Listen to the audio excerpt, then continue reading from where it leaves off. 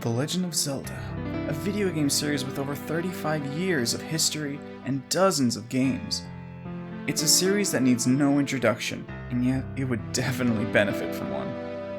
Wow, there is a lot of Zelda games. There are so many, with portable entries, remakes, re-releases, and different versions of the same game with minor changes. Where to begin? Does it matter? Can you just jump into it without playing any other one? Let's go back to the beginning of this monolith of video games, not just to play the game, but to experience it as it was meant to be played. Ever since 1986, The Legend of Zelda has been one of the most beloved, critically acclaimed video game series. It's not hard to understand why, since even their first game, naturally named The Legend of Zelda, is still super fun, quirky, endearing, and really hard to this day. Nearly every game has brought something new to the series, like art styles that transcend the limitations of its console, and revolutionary gameplay innovations, like the creation of Z-targeting, which is locking the camera to one enemy. But before we begin, a quick history lesson. Let's go back to a world of movies made for adults targeted at children, leg warmers, mixtapes, Walkmans, and the fall and rise of the video game industry. Video games have been seeing a resurgence of popularity since the video game crash of 1983, when droves of low-effort, cash-grab, short, and expensive titles were all that was hitting the market. And while there were diamonds in this rough, it was very rough. Quality was crushed under the severity of the quantity, and with so many games trying to squeeze through into the public eye and few having anything as a unique selling point, no one was biting. And it seemed the video game fad was ending.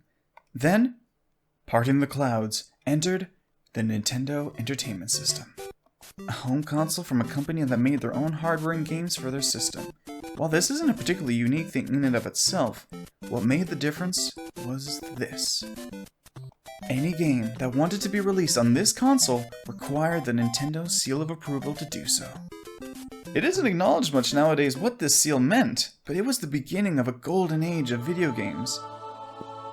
Now, there's a lot of trashy titles on the Nintendo system, like so many, maybe even mostly, but they weren't of the kin of previous systems that could be called, like, barely functional. It was barely functioning as a title screen and impossible to beat game just because the systems weren't in place.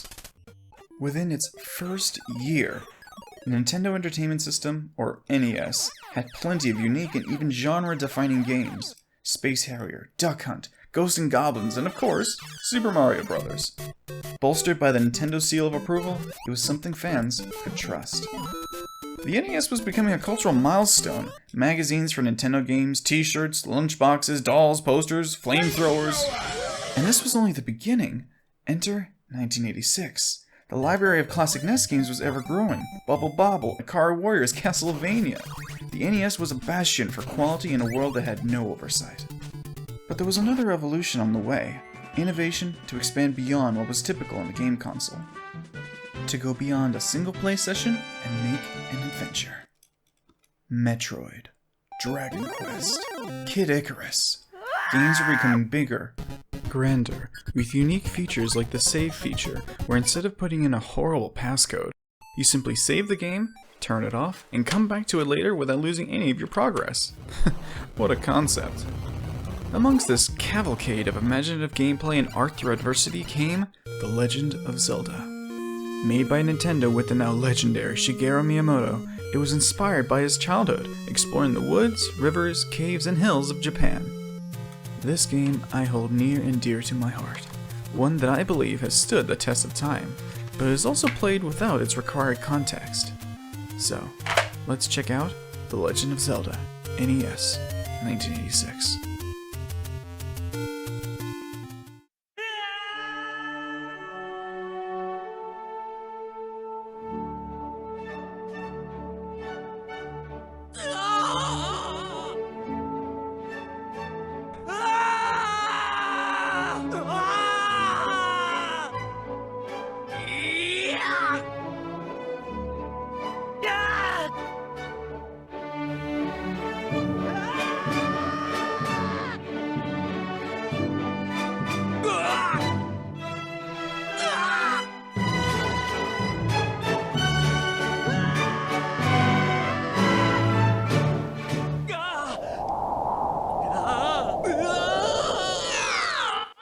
cool. Nice title screen. Enjoying the theme. Ready for adventure.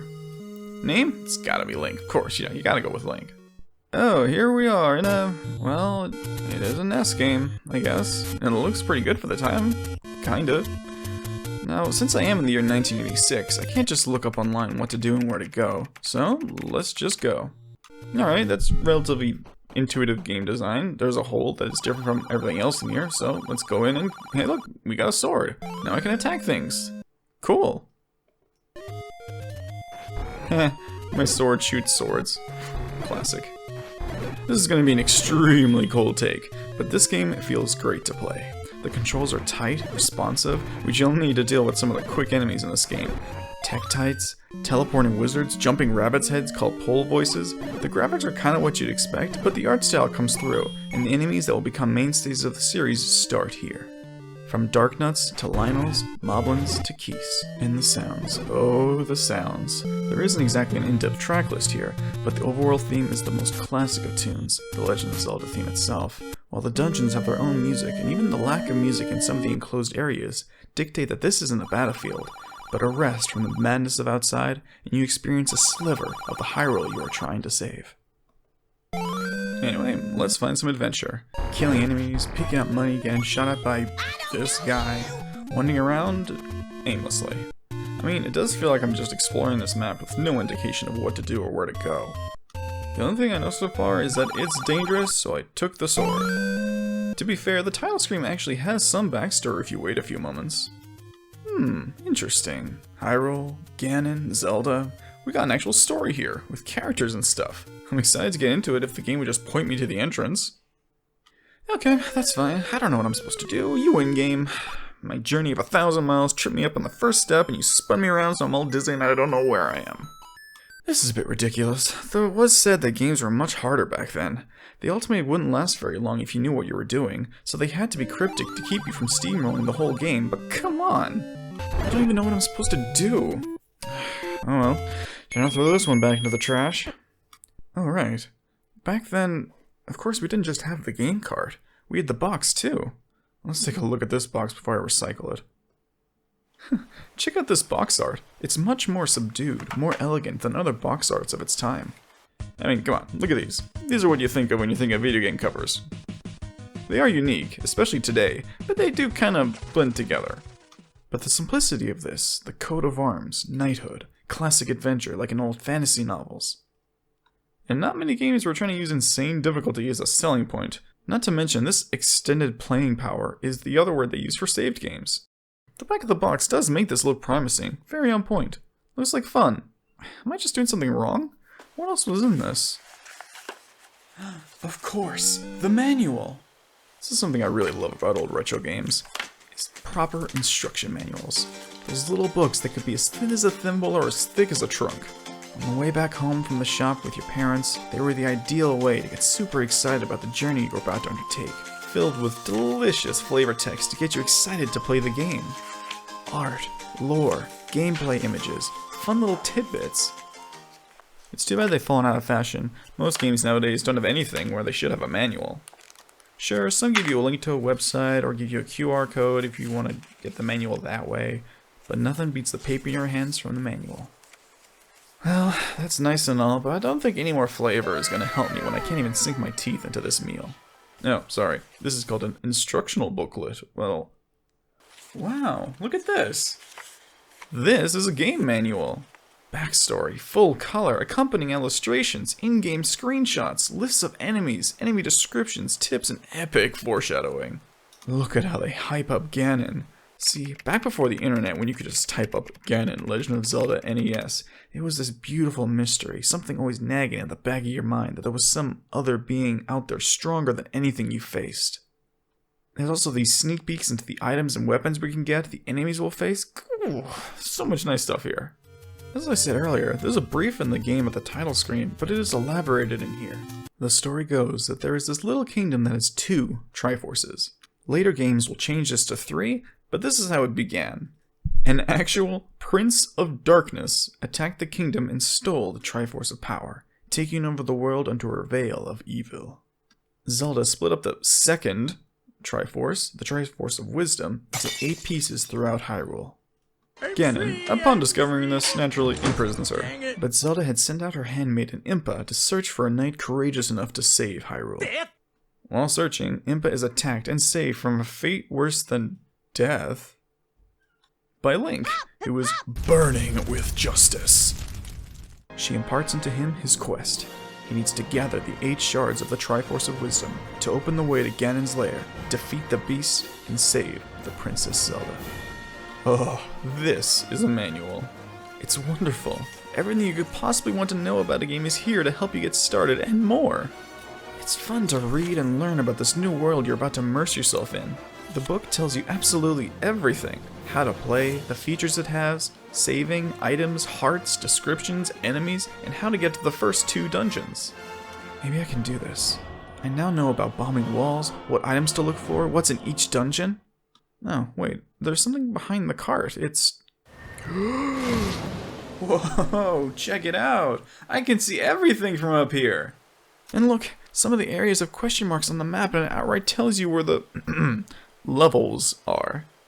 Well, about half of them. Still, it's cool to see the adventure in your hands. And on the back of this map is a ton of useful hints for the upcoming dungeon. Key items you need, spaces to draw maps, and clues on how to find the later dungeons. This is what I'm talking about. People seem to have this misunderstanding that games back on the bits were artificially lengthened by telling you nothing and hoping you beat the game through repetition and trial and error. And yeah, that's absolutely true. They had no respect for your time and wanted their 45-minute game to last hours and hours.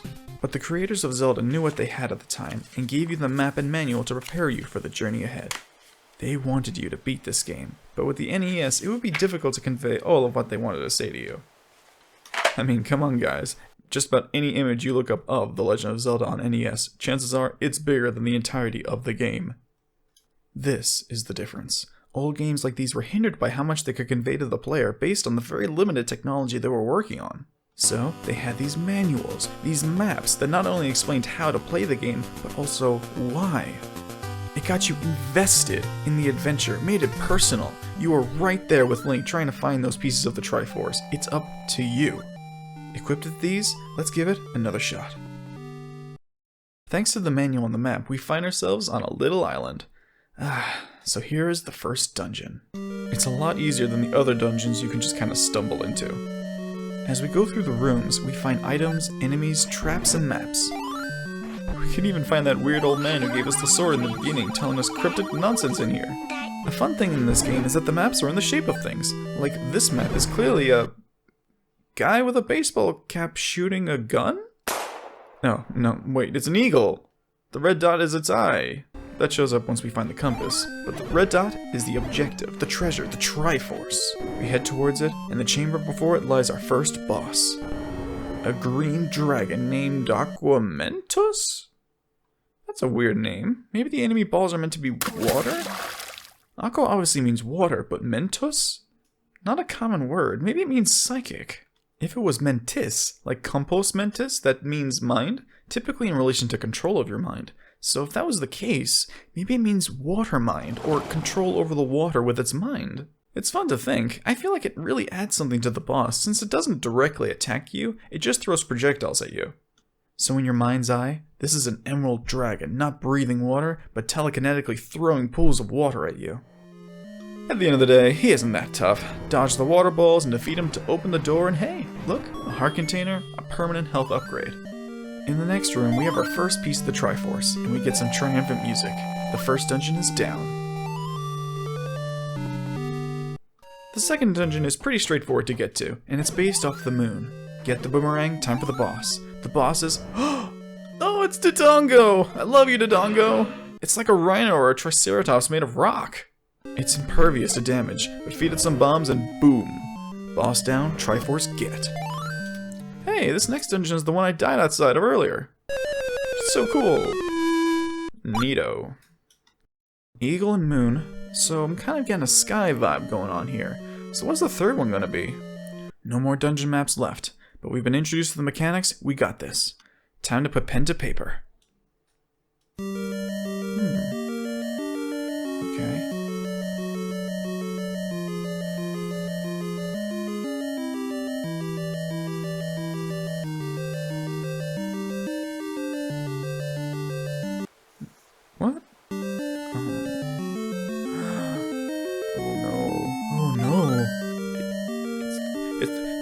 it's the classic manji symbol. It's been a thing for thousands of years. It's nothing else. We're moving on. Let's kill this creepy four-mouth monster manhandler. Cool, killed him. Get the shard, get the heart container. We're never coming back here. Okay, so in the previous dungeon we will be discussing about, we found a fence. Oh, sorry, it's a raft. Rock and roll. Let's get rolling. Dungeon 4. It's got these weird gross things called like-likes. They don't just damage you, they take your money and even your stuff. You just get straight up robbed. If you found a merchant who sells you the shield upgrade, it can just steal it.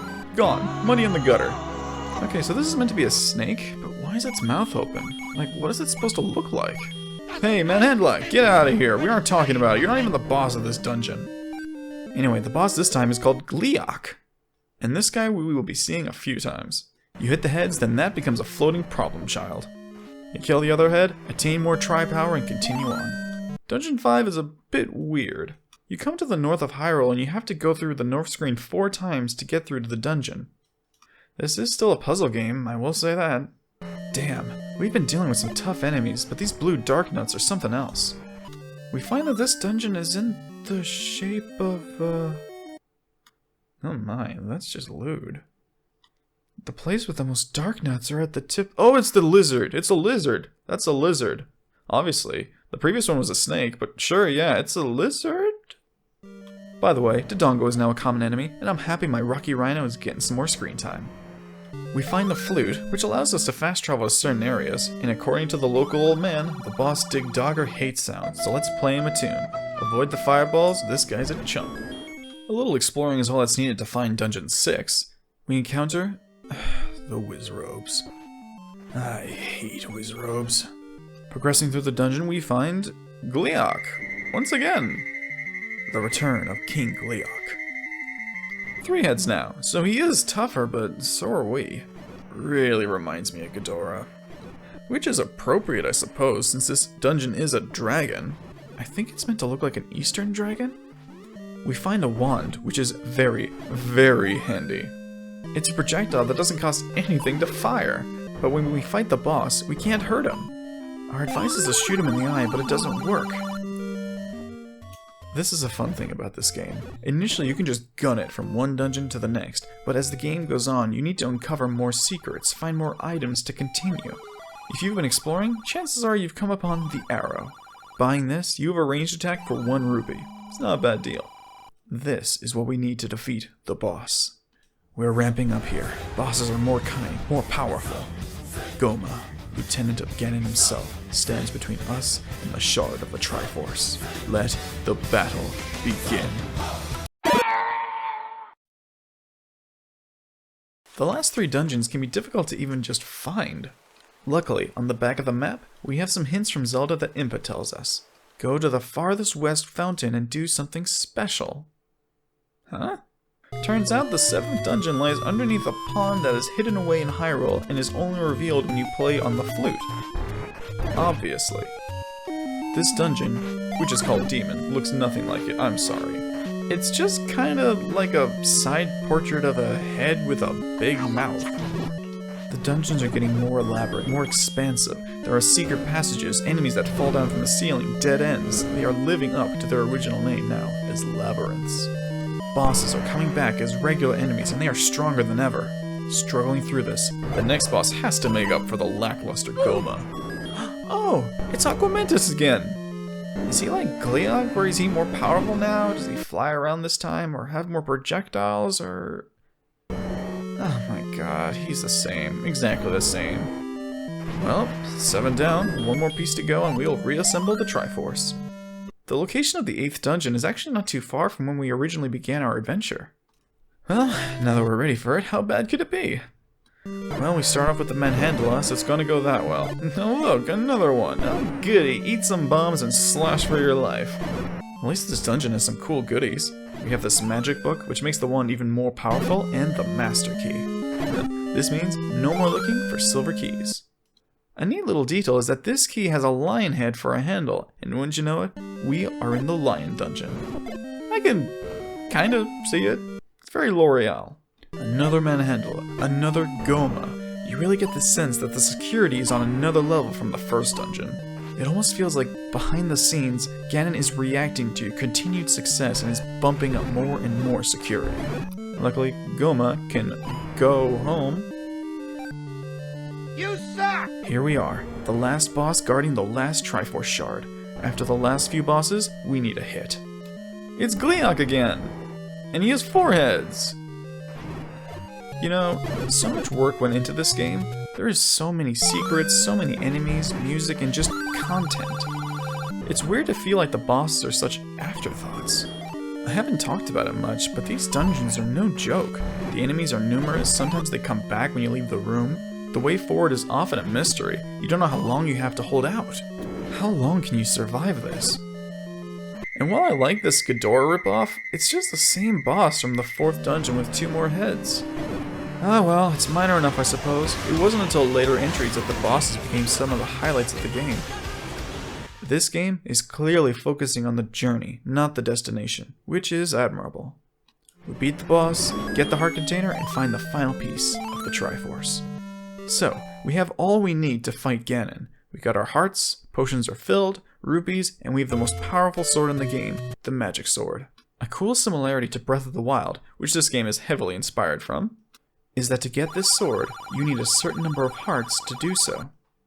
It's the same barrier keeping players from getting the Master Sword 30 years later.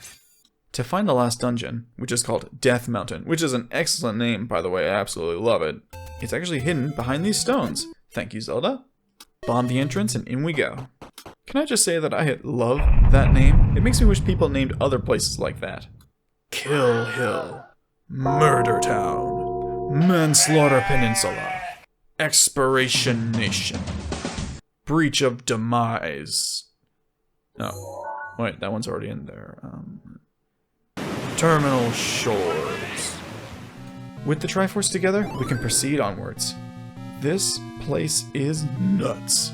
I mean, even just looking at what a guide looks like, does this even help, or is this just giving anyone else anxiety just looking at it? My god. It's gonna take a while, it's gonna take a few attempts. Most of every enemy is here, and there's actually some new ones like the Patra. And god, is the Patra an absolute panoramic display of pricks. You gotta kill all the surrounding flies before defeating the center one, and the pattern keeps changing. Luckily, this dungeon has some useful treasures for us to plunder. An upgrade for the arrow, the silver arrow, so it deals double damage and is alluded to be quite important. And the red ring. Get the red ring. It's fantastic. It reduces damage by half, which thanks to us getting the blue ring earlier, now drops it down to a quarter. And let me tell you, we are gonna need it. So many enemies. So many bombable walls. They're all over the place. I don't even know where I'm supposed to go. I don't even know where I am. I don't know how much more I can take of this. There it is. The dungeon map. Who is it? What is it? It's Ganon's head? It's Ganon's head. How weird and so fitting that someone billed as the Prince of Darkness to design his fortress after his own face. Even with everything we have, this place is still such a struggle. I'm almost dead. This is a really cool effect though for an NES title. The way this Patra rotates. Oh, and he's coming through the opposite screen. Way to ruin it, Patra. Okay, that was a trial. No potions, 3 hearts. Give me a second here. Alright, that's better. Now, let's finish this. I'm half expecting Aqua Mentis again. We light up the darkness with the Triforce and...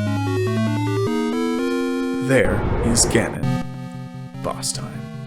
He is a slippery sort. He teleports all over the room while fire shoots from all over the place. Touching him at all hurts, which is unfortunate because he is invisible, and while he's invisible, he is invincible. He starts going around the room seemingly at random, you slash with the darkness, hope to god that you hit him. With some luck and some practice, he'll eventually turn brown. But he just recovers and won't die. Like any good Zelda boss, he is defeated with an item found in the dungeon, the Silver Arrow. This time, when he turns brown again, he is prone for that kill shot. Smile, you son of a...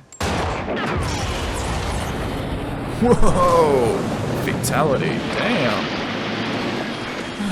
And it's over. Ganon's paced on the floor, and I drag the Triforce of Power from his soup of a corpse. Victory. We find Princess Zelda in the next room, and she thanks Link for saving Hyrule. And with that, the story ends. And we see the insanity that is the small credit scene. 7 people. And some of those had 2 roles made this game. Some notable ones that we'd recognize might be Shigeru Miyamoto as S. Miyahan, Koji Kondo as Konchan, and Takashi Tezuka as Tenten. Looking back on this game, it's amazing. The sense of adventure, of mystery. A game made for those people who just love those aha moments. It's intense, charming, and a bona fide classic for a reason. The combat is snappy and responsive, it's got loads of items to find so you can play it in a couple of different ways, there's memorable bosses, and the story, as limited as it just provides a framing device, is enough to invest you into this world overrun by monsters. Its beeps and bloops as you hit enemies and they roar at you is just mwah. Overcoming these obstacles, finding the treasures in the labyrinths, and using your wits and skills to save Zelda, I love it. The first Zelda game has established so many things that are already the core of the series. Zelda, Link, Ganon, the Triforce, items and enemies that will continuously return in new forms and functions for decades. And this success is in no small part due to the manual and the map. This game is incomplete without this stuff. It's part of its story, the narrative, and inspiration to keep on going. It's all right here. You are creating the adventures, you fill in the maps with secrets, solve puzzles, and defeat the bosses. Sure, you can play it on consoles or PC or phone emulators, whatever you have. The game will be completely the same, but the experience will be totally different. How else, if you're new to the series, could you organically figure out that you can bomb walls, that bushes can be burnt, blocks can be pushed? Dungeons 7, 8, and 9 are cryptic, but they are also hinted at on how to be found because of Zelda's words. If you want to experience the game in the same way I've described, you can follow the link in the description. It has clear pictures of the manual and the map. For the closest thing to the genuine experience, get a NES card by itself, throw it into your NES, and print these pages. Maybe even your own little booklet. Honestly, in fact, any way you can enjoy The Legend of Zelda for NES, I recommend getting these pages. Yeah, the internet is real and has far more information with much better detail. Zelda Dungeon is a lifesaver. But the game was made with the understanding you would know what they give you and you would learn the rest yourself. If you need to look up something, of course, we all have other things to be doing and we don't need to be staring at the same screen all day. But if you find yourself in a position where you can just push down on that card, open up that manual and the map, and start filling it in yourself, it is the ultimate, original The Legend of Zelda NES experience. A classic that is the basis of a series that has been going on for years and has no intention of slowing down. What's next for the series, and where do we go from here?